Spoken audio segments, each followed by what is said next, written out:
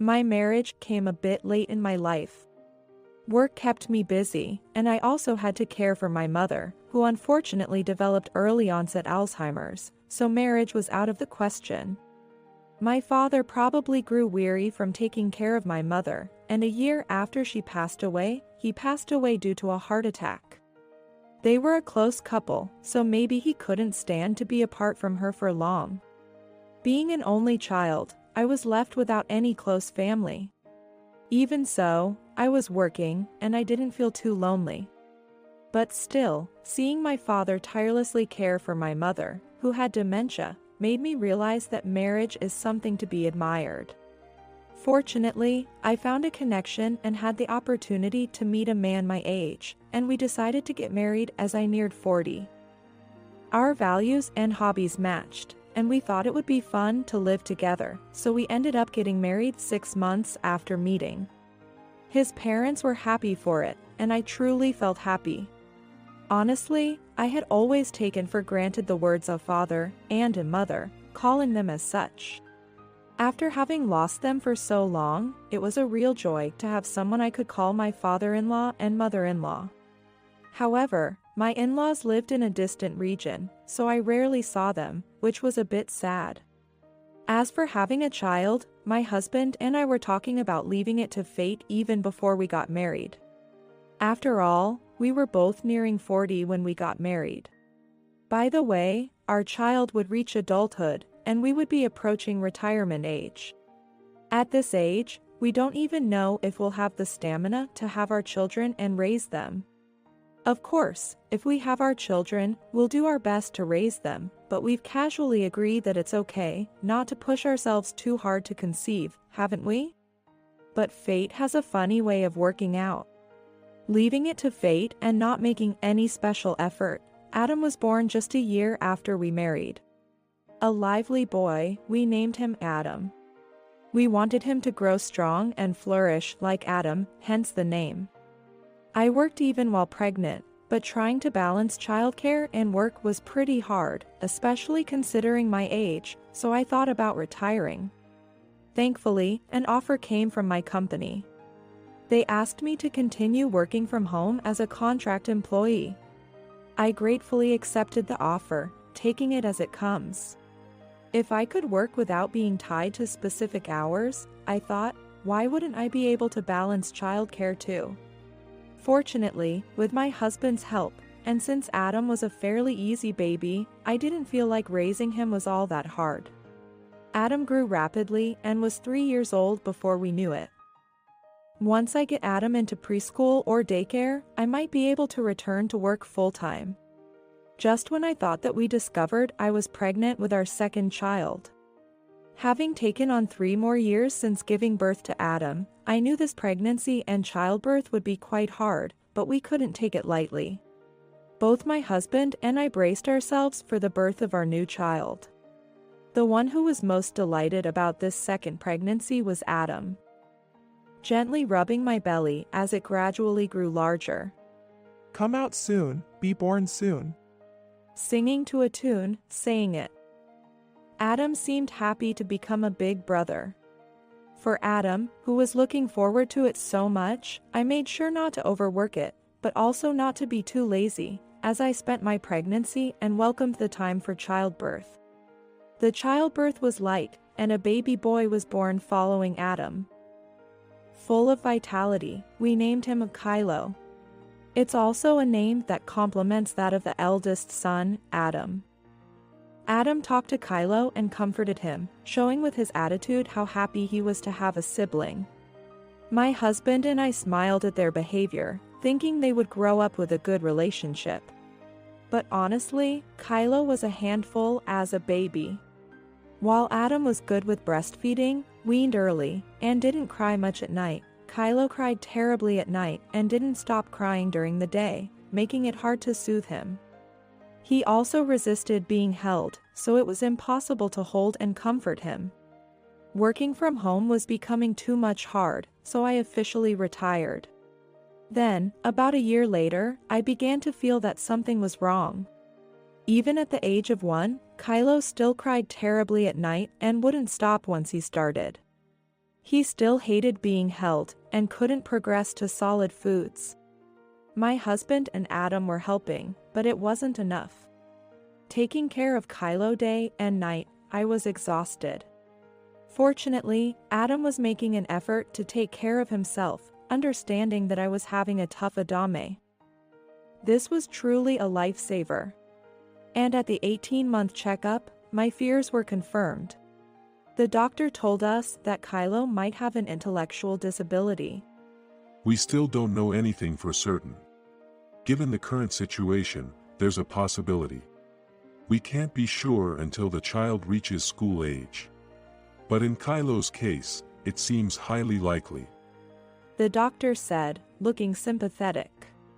I felt like everything went dark before my eyes. Why was Kylo diagnosed with an intellectual disability? Did I do something wrong during my pregnancy, eat something I shouldn't have, or take some wrong medicine? Or is it genetic? I instinctively confronted the doctor, but he shook his head. And then, what matters is what's next, not the cause. Please make sure to come in for checkups. Kylo is not physically strong, so caution is necessary. I'll provide as much advice as possible, both physically and mentally. I'll also refer you to counseling. He said to me like this. I left the hospital, holding back tears. That night, my husband and I had a serious discussion. Raising Kylo with a disability wouldn't be an easy task. First, regarding how to raise Kylo, we decided to consult with medical experts and proceed with their advice. Next, looking after Kylo while managing household chores would be both mentally and physically demanding. We discussed and decided on the division of household chores. I've retired from work, so I'll mainly take care of Kylo and handle the household chores. My husband would help as much as possible with cooking, tidying up, and cleaning. If we team up, there's nothing we can't do. As I said that to motivate myself, my husband also put out his fist. I too thrust out my fist, vowing to team up. But then something delightful unexpectedly happened. It was Adam who was looking forward to becoming a big brother more than anything else. Adam took great care of Kylo. He was only 4, so it's not like he could do much, but he stayed by Kylo's side, talked to him, and comforted him. He'd try his best to calm Kylo down when he cried, and if something happened, he'd come to get me. Thanks to Adam, I was able to take my eyes off Kylo for short periods. Maybe Kylo could recognize his big brother. Kylo is a 1-year-old with a disability and hardly able to speak, but the first word he uttered was. It was. Der? In the case of a typically developing child, they usually start saying things like dada or a yum yum around 6 months. Kylo didn't even do that. However, he was about to turn 2 years old, and he looked at Adam and said. Dot. He looked firmly at Adam and said it. I wonder if Kylo remembered how Adam was always saying. I'm your big brother. Or. It's Big Brother Adam. It seems that Kylo recognized Adam before he recognized us. Adam seemed quite proud. Kylo's a good kid, huh? He knows his big brother well. He boasted to us. Childishly, both my husband and I felt a bit jealous of Adam. Above all, Kylo, who was said to possibly have a disability, was able to recognize Adam. That fact truly made us happy. Adam eventually started elementary school and began going to school. He seemed a little unhappy about not being able to be with Kylo for long hours. He would always rush home and say to Kylo, I'm sorry for leaving you alone. Big brother's back. Come on, smile. He says, talking like that. Watching that, I felt relieved from my daily fatigue. I was nothing but amazed at Adam's kindness towards his younger brother. Adam was a child who caused no problems and didn't need much attention, but there was one time in 2nd grade when we were called to the school. He had gotten into a fight with a boy in his class and it had turned into a scuffle. According to the children in the class, it seemed that Adam was the one who started it. The mother of Adam's opponent had also been contacted by the school and had rushed over. The teacher, including the two of us, asked the cause of the fight, but the two involved wouldn't say anything. They wouldn't tell us why the fight had started, not a single word. Usually so obedient, Adam was uncharacteristically tight-lipped, to an unbelievable extent. Adam's opponent looked a bit awkward, but he wouldn't open his mouth either. Anyway, it seemed clear that Adam was the one who started it, so I apologized first, feeling sorry for that. But then I said, I might sound like a doting parent, but I can't believe Adam would raise his hand without reason. I made that much clear. The homeroom teacher knows Adam as he normally is. So, he understood that Adam wasn't the kind of child to punch someone without reason. But of course, the mother of Adam's opponent didn't know about this. There was only the fact that her child had been hit. For the time being, since no one understood the reason, the gathering was disbanded. On the way home, Adam's lips were tightly sealed, and he said nothing. But the light in his eyes was strong, and I could see a determination that he hadn't done anything wrong. So, I thought I should avoid scolding him rashly. Then, later in the evening, a phone call came in. It was from the mother of Adam's opponent in fighting. Wondering what it was, I answered, and the first thing I heard was, I'm truly sorry. It seems that my child spoke ill of Adam's little brother.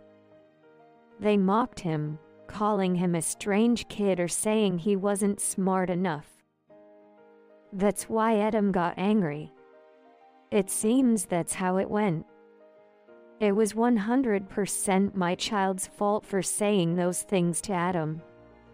She apologized to me over the phone several times. I was so grateful for her understanding that all I could say was thank you. I'll contact the school myself, she assured me, and I truly appreciated it. I was also relieved that I hadn't rashly scolded Adam. But I made Adam promise one thing. It's good that you got angry enough to flare up when Kylo was insulted. But never raise a hand. That's wrong. Promise me you'll never do it again. Eventually, Adam became a 4th grader. Normally, Kylo would be of age to start elementary school as well. But of course, Kylo cannot become a regular elementary school student. In his current condition, unable to do anything for himself, joining the special support class at Adam's elementary school was impossible. At that time, Adam seemed completely ready to attend elementary school with Kylo. He seemed to have dreamed of walking hand in hand to school together. So when my husband and I told him that Kylo couldn't go to the same school, he yelled that it was a lie. But Kylo is 3 years younger than me. So, he should be in 1st grade this year, right? But we explained that, given Kylo's current condition, he simply couldn't attend the same school. He needed to enroll in another special school, we told him. We didn't want to say it, but we also explained about bullying.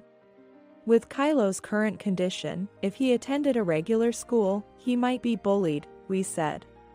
Adam shook his head stubbornly. We'll go to school together every day. We'll come back home together too. If Kylo is about to be bullied, I'll protect him. Of course, I won't fight, I'll protect him. So, I want to go to school together. We'll go together, right, Kylo? With tears in his eyes, Adam spoke, and Kylo could only tilt his head, but even though he didn't understand the meaning, he must have sensed Adam's kindness towards him. He smiled brightly. Neither my husband nor I could find any more words to say. We just silently embraced Adam and Kylo, but Adam, probably not satisfied, shook off my arm and went up to his room.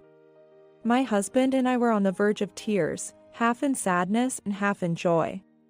The sorrow of not being able to send Kylo and Adam to school together was real. But the joy of Adam's love for Kylo, and the love for Kylo who felt that affection even with her disabilities, outweighed the sorrow. What wonderful children they are. The next morning, Adam came downstairs with red, tear-swollen eyes. He turned to us and said, If Kylo is going to be bullied, I'll give up on going to school with him. So please, make sure to send Kylo to a school where there are no bullies. It must have been the result of a night spent thinking. Adam, still in the 4th grade, had desperately come up with the best solution for Kylo.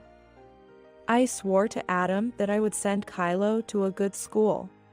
After that, Kylo enrolled in a special needs school but passed away at just 10 years old. Kylo was not strong, either in body nor in mind. The doctor had told us at a regular checkup that he might not make it to middle school. But Kylo lived on earnestly, and Adam was always by his side. Until the very end, Adam held Kylo's hand, and Kylo held back. Now a college student, Adam is studying welfare, wanting to create a world where he can support children like Kylo even more. I'll make a world where children like Kylo are never bullied. I want to make it a more livable world for them. Every day, Adam prays for a picture of Kylo, speaking those